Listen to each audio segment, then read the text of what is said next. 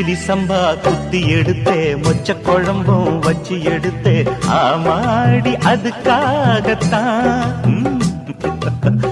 உச்சி மலை காத்துல உச்சந்தல வேக்குது மச்சமுள்ள பூவத்தான் மல்லு கட்ட பாக்குது பக்கம் வந்து போரசி பார்க்கவா